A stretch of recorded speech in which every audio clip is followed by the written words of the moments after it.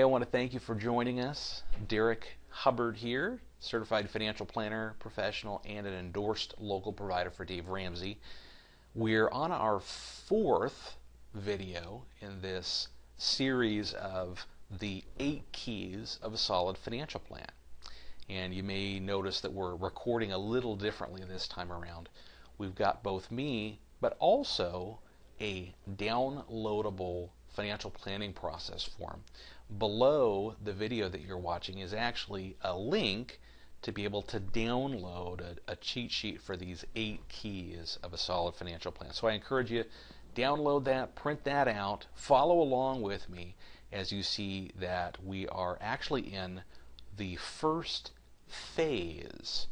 Notice that when we look through this financial planning process, we've got 8 keys, but they're divided into 3 phases. We've got a blueprinting phase where the first 4 keys lie. We've got a building phase. That's where we implement the blueprint. That's where the 5th, 6th, and 7th key is. And then finally we've got our progress meeting process, the last phase. Right now we're in the blueprinting phase. We're talking about the first 4 keys where we've blueprinted the goals. We've benchmarked where we are financially speaking. In the last video we broke down how much is enough to save for those goals. And here we are on the 4th key. If you're anything like the clients that I work with, you're normally going to discover what I call the gap. And the gap is that difference between the current trajectory you're on and ultimately where you need to end up. It's the difference between what you're currently saving and what you ultimately need to save in order to have, quote, enough for each of the financial goals that we're working toward. So in this 4th key, this bridging the gap key, we're going to talk about what are the 3 strategies that we can employ either by themselves or collectively in order to bridge that gap.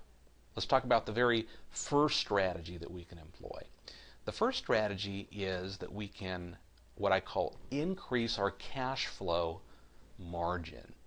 Or if we look back at our cash flow in step 2, benchmarking our current financial reality, we saw our cash flow was how much comes in and what goes out. It results in our cash flow margin. Or another way to put it is our savings potential. So the very first strategy to bridging the gap is to increase that cash flow margin. And that can be accomplished in one of 3 ways. One, we can increase our income.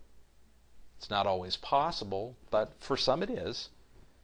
Secondly, we can decrease our outflow. There are a lot of strategic ways that we can look at in order to decrease our outflow. And the third option is to do a combination of the 2, increase income and decrease cash flow. Whichever approach you take, the ultimate result is the same. We will increase our savings potential or cash flow margin. So that's the very first strategy to employ when bridging the gap. The second strategy that we can employ revolves around a future key that we'll talk about, and it revolves around the investment strategy that we employ. So the second strategy of bridging the gap is putting a system or strategy in place with your investments with the goal of increasing the return on investment. So once again, second strategy, increase return on investment through, and we'll talk about this in a lot more detail when we talk about the 6th key, through improving your investment strategy. So 1, we can increase cash flow margin. 2, we can improve our investment strategy so that we ultimately have to save less. When we improve our strategy, the work of compound interest allows us to actually need to put aside less for each of the goals. Or if those 2 proactive strategies don't work, you can always fall back on our third strategy, and that is to change or modify the financial goals that you've set initially. If you remember, each of your financial goals had 4 different aspects. It was the what, the when, the how much, and the why. Now, 2 of those, the how much and the when, can be modified in order to decrease the total amount needed. Let's take an example, maybe retirement. Well, if I needed to bridge the gap in the area of retirement, it might be that I could lengthen my work horizon.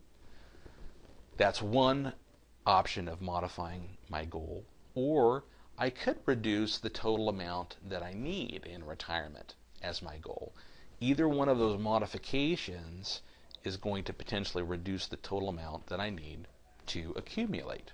For example, if I increase my work horizon 3 more years, I've got 3 more years of potential compounding, and I have 3 less years to provide for in retirement. So modifying the goals that we initially set can be a powerful way to bridge the gap.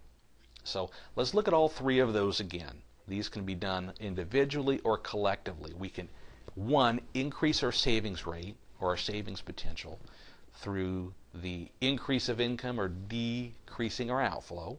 That's number 1. Number 2, and we'll look at it in more depth, is we can potentially increase our overall return on investment by improving the investment strategy that we employ.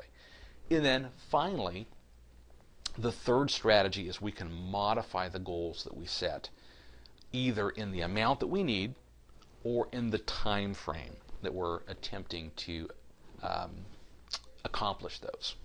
So that completes this blueprinting phase. Once again, we blueprint the future in terms of our goals. We benchmark our current reality, what's our cash flow and our net worth. 3, we're going to break down how much is enough to save for each of those goals. And here we are today, we're bridging the gap between how much is enough and our current trajectory. So once we get done with this, we're done with the blueprinting phase. We have, at least on paper, a plan for how we're going to accomplish everything. In the next video, we're going to talk about the building phase. And the building phase is where the rubber kind of meets the road, and we're actually going to begin controlling cash flow, crafting an investment strategy, and creating a safety net for our overall financial plan. So I look forward to talking with you then.